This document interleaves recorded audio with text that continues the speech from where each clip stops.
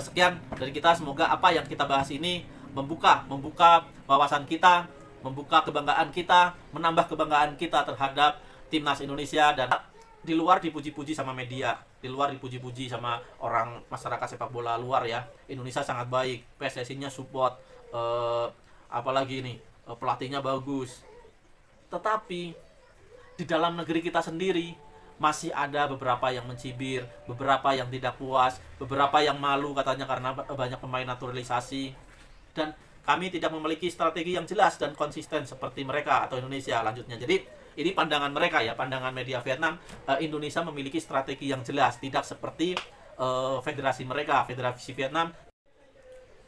Halo sahabat Sport News Indonesia, kembali lagi di channel Sport News Indonesia. Ya, kali ini kita membahas lagi ya tentang media Soha.vn, media asal Vietnam yang tiba-tiba membahas timnas Indonesia. Mereka seakan iri ya, seakan iri melihat kemajuan timnas Indonesia dan membandingkan Indonesia 5 tahun yang lalu ya, tahun 2019 sampai 2021 dengan timnas Vietnam sekarang pasca ditinggalkannya oleh pelatih Park Hang-seo. Ya, mari kita membahas tentang ini. Karena Indonesia sekarang sangat menjadi perhatian dunia ya, tidak terkecuali oleh media-media dari Asia Tenggara, entah itu dari Vietnam, Thailand, atau Malaysia. Ya, bagaimana tidak, karena timnas Indonesia asuhan Sintayong menunjukkan hasil perkembangan yang sangat pesat. Baru-baru ini Indonesia berhasil menahan imbang timnas Arab Saudi dan timnas Australia yang di atas kertas jauh peringkatnya di atas Indonesia. Namun skuad Garuda berhasil menjinakkan kedua tim tersebut dengan gagah berani. Ya. Hal ini tentu menjadi perhatian dari banyak media-media asing ya. Baik itu Asia Tenggara, Amerika, Inggris, Italia, bahkan negara lawan kita, Arab Saudi, Australia, dan Jepang. Bahkan negara Cina juga menyoroti kemajuan timnas Indonesia. Bahkan ya media mereka menyebut kalau misalkan andaikan nanti Indonesia bertemu dengan Cina dan Cina kalah, udah jangan merasa kaget gitu ya, karena memang perkembangan Indonesia sangat pesat. Jadi media tersebut mengingatkan pendukung dari Cina untuk berlapang dada ya apabila nanti timnas mereka kalah dari Indonesia. Ya, kembali ke media Vietnam ya, Soha.vn. Media tersebut mengungkapkan bahwa sebenarnya timnas Indonesia pernah mengalami masa kelam. Ya, masa di mana dalam 10 pertandingan terakhir Indonesia menerima 9 kekalahan dan 1 hasil imbang. Itu tentu menjadi hal yang sangat-sangat menyakitkan buat timnas Indonesia. Kita masih ingat saat kita dikalahkan Vietnam di Bali, kita dikalahkan oleh Malaysia, kita dihajar oleh Uni Emirat Arab dengan skor telak 5-0, dan itu sangat menyakitkan buat kita. Dan ini diungkapkan lagi, diangkat lagi oleh Soha.vn dengan berita sebagai berikut ya. Tim Indonesia pernah pulih setelah serangkaian 10 pertandingan petaka saat Pak Sintayong pertama kali tiba. Namun sangat sulit bagi Vietnam saat ini untuk melakukan hal serupa. Ya, kata media Vietnam tersebut. Sebelumnya di bawah asuhan mantan pelatih Simon McManamy dan pelatih sementara Yayan Tumena, tim Indonesia kalah telak di babak kedua kualifikasi Piala Dunia 2022. Mereka kalah 0-3 dari Thailand, kalah dari Vietnam di bawah asuhan Park Hang-seo 3-0, tumbang dari Malaysia 0-2, atau dikalahkan oleh Uni Emirat Arab 5 gol tanpa balas. Ya, yang seperti yang saya sebutkan tadi, kita sungguh-sungguh sakit ya, sakit rasanya saat melihat timnas kita dibantai oleh tetangga kita sendiri, oleh Vietnam, oleh Thailand, oleh Malaysia, dan itu di kandang kita sendiri. Dan itu menjadi sejarah kelam ya buat timnas Indonesia, yang sebelumnya Indonesia sangat sulit dikalahkan apabila bermain di kandang sendiri. Namun pada saat periode 2019 sampai 2021 itu menjadi saat-saat yang sulit untuk timnas Indonesia. Nah, setelah itu datanglah Sintayong, namun hasil kerjanya belum begitu terlihat karena kebetulan wabah Covid melanda dunia.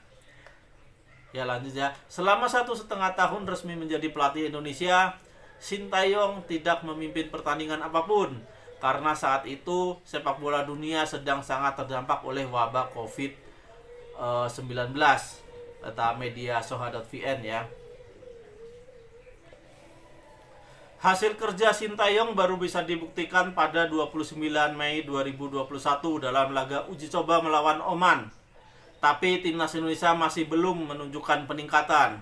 Baru pada tanggal 29 Mei 2021, Sintayong melakukan debutnya melawan Oman dalam pertandingan persahabatan. Namun tim Indonesia belum bisa mengubah peruntungan. Setelah berganti jenderal, mereka kalah 1-3 dari Oman di kandang sendiri. Ya, kata media Soha.vn. Ya, memang di awal-awal Sintayong ya masih kesulitan ya untuk memperbaiki timnas Indonesia.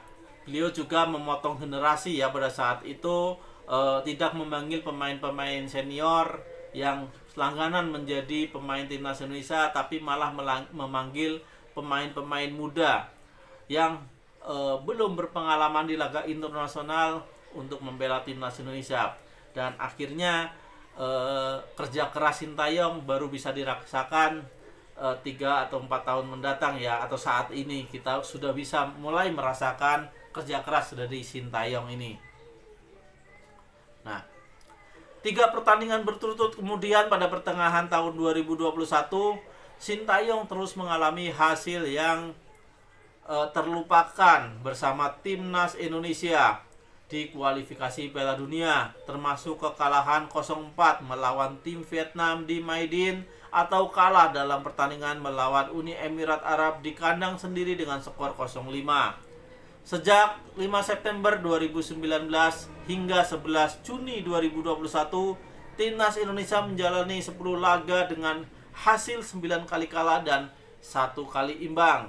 Nah, ini yang sangat-sangat menggores hati ya. Kekalahan demi kekalahan timnas Indonesia di masa itu bikin kita tidak mau lagi menyaksikan pertandingan Indonesia. Bahkan saat Indonesia bermain, supporter yang datang ke stadion menjadi sangat sedikit. Berbeda sekarang ya. Sekarang euforianya tambah besar. Bahkan kalau andai kata ada yang berkapasitas 100.000 ya, stadion itu pasti akan penuh oleh pendukung timnas Indonesia, karena kemarin banyak juga yang tidak kebagian tiket ya. Dan menariknya lagi, sekarang banyak warga negara Malaysia yang ingin juga menyaksikan timnas Indonesia, dan mereka datang ke Stadion GBK untuk menyaksikan pertandingan Indonesia melawan Australia. Karena ya memang tidak bisa dipungkiri ya, kalau Indonesia sekarang levelnya sudah berbeda dengan Vietnam, dengan Thailand dan Malaysia, dan itu diakui sendiri oleh pengamat sepak bola di sana. Bahkan pengamat sepak bola Vietnam meminta jangan membanding-bandingkan antara Indonesia dan Vietnam, karena sekarang levelnya sudah berbeda. Indonesia sudah banyak diperkuat oleh pemain-pemain yang berkiprah di Eropa yang dinaturalisasi oleh Indonesia, sedangkan Vietnam masih diperkuat oleh pemain-pemain yang berlaga di liga lokal mereka. Dan Thailand juga sama seperti itu ya, bahkan dia secara implisit ya, medianya memberikan pertanyaan ya, apakah Indonesia sekarang menjadi tim nomor 1 di ASEAN gitu kan. Jadi sebenarnya mereka juga mengatakan apa yang mereka lihat, dan mereka pasti juga merasakan ya kemajuan dari timnas Indonesia dan perkembangan dunia sepak bola di ASEAN. Nah, kalau untuk Malaysia, masyarakatnya juga ya kita tahu sendiri lah, YouTuber mereka juga sudah mengatakan begitu. Indonesia setidaknya sudah unggul satu tingkat di atas mereka karena keberhasilan dari PSSI untuk mengajak pemain-pemain warisan, yang mereka sebut pemain warisan itu adalah pemain keturunan yang berlaga di Eropa dan mempunyai kualitas grade A yang bermain di liga-liga elit Eropa. Dan keberhasilan ini mereka tidak dapatkan di kepengurusan federasi di Malaysia ya. Mereka kesulitan untuk mendapatkan pemain-pemain berkualitas yang ada di Eropa. Bahkan beberapa pemain yang sedang melakukan naturalisasi untuk Malaysia juga tidak secepat apa yang ada di Indonesia, karena di Indonesia selain kepengurusan PSSI yang baik, ternyata didukung oleh pemerintahan Joko Widodo. Nah, berbeda dengan di Malaysia, mereka nggak mendapat dukungan sebesar di Indonesia. Itulah bedanya menurut para pengamat di sana ya. Nah, lanjut lagi ke itu masalah Soha ya. Barulah timnas Indonesia asuhan Sintayong mulai menunjukkan perubahan ketika melawan Cina Taipei. Hasil kemenangan di kedua laga itu membuat tim asuhan Sintayong langsung bertambah menjadi 10 tempat peringkat atau naik posisi 10 tingkat maksudnya. Jadi dari posisi ke 175 pada saat itu Indonesia naik hingga ke 165 kata Soha ya. Setelah pertandingan tersebut, satu persatu prestasi diraih oleh timnas Indonesia asuhan Sintayong. Nah, kemudian media itu membandingkan dengan kondisi Vietnam saat ini ya. Kondisi Vietnam saat ini yang sedang terpuruk ya. Namun saat ini timnas Vietnam sedang mengalami krisis seperti Indonesia beberapa tahun lalu. Dalam 11 pertandingan terakhir berturut-turut kami kalah 10 kali dan hanya 1 kali memenangkan pertandingan melawan Filipina, tulis media Vietnam tersebut ya, tulis Soham. Bahkan dengan 2 pelatih baru masih belum ada perubahan positif bagi Vietnam, tak seperti timnas Indonesia. Ya, mereka membandingkan ya 10 pertandingan terakhir timnas Indonesia saat itu yang hanya dapat meraih 1 kali hasil imbang dan 9-nya kalah. Sekarang Vietnam berbalik, mereka dalam 11 kali pertandingan 10 kali kalah dan hanya 1 kali meraih hasil kemenangan, kemarin terakhir melawan Filipina. Dan setelah kegagalan pemerintahan Trosier atau dilatih oleh Trosier ya, Tuan Kim Sang-sik mengambil alih, tetapi pelatih ini tidak dapat membantu seluruh tim mengubah nasib mereka atau meningkatkan kinerja mereka, tulis media Vietnam tersebut ya, media Sohab. Sayangnya tim Vietnam sangat berbeda dengan Indonesia.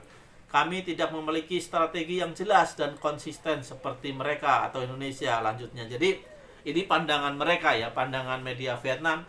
Indonesia memiliki strategi yang jelas, tidak seperti federasi mereka. Federasi Vietnam tidak memiliki strategi yang jelas. Jadi mereka sebenarnya iri dengan PSSI sekarang, era kepemimpinan Erick Thohir. Jadi mereka menginginkan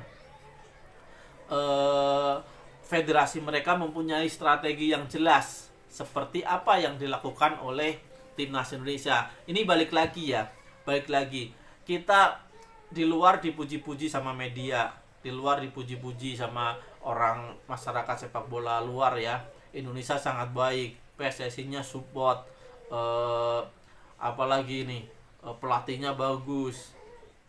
Tetapi di dalam negeri kita sendiri masih ada beberapa yang mencibir, beberapa yang tidak puas, beberapa yang malu katanya karena banyak pemain naturalisasi. Dan itulah kebiasaan buruk yang harusnya kita hindari ya. Kita memang negara demokrasi, bebas untuk mengkritik ya, bebas mengungkapkan pendapat, tetapi ya harusnya dengan logika.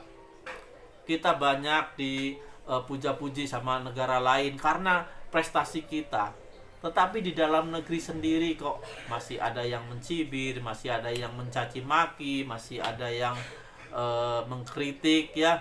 Ya wajar lah mengkritik gitu, asal jangan sampai menjatuhkan, jangan mencaci maki, jangan menjelek-jelekan gitu ya. Dan itulah hal-hal yang ada dalam memang kehidupan sepak bola kita.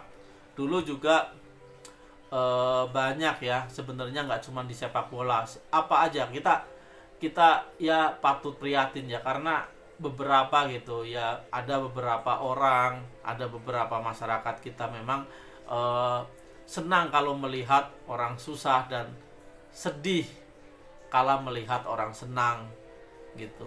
Dan mereka menginginkan harusnya yang di posisi itu saya, baru Indonesia berhasil, harusnya dia nggak berhasil gitu kan, yang berhasil harusnya saya yang di posisi itu. Nah itulah watak-watak yang seharusnya dibuang ya dari masyarakat kita ya, terutama petinggi-petinggi kita ya, yang selalu saling sikut untuk memperebutkan sesuatu ya, untuk memperebutkan kedudukan. Oke, sekian dari kita, semoga apa yang kita bahas ini membuka wawasan kita, membuka kebanggaan kita, menambah kebanggaan kita terhadap Timnas Indonesia, dan mari kita selalu mendukung Timnas Indonesia supaya dapat lolos ke putaran final Piala Dunia 2026 yang akan dilangsungkan di Amerika Serikat, Kanada, dan Meksiko. Ya, saya yakin, lagi-lagi saya yakin Indonesia akan lolos ke Piala Dunia. Indonesia bisa.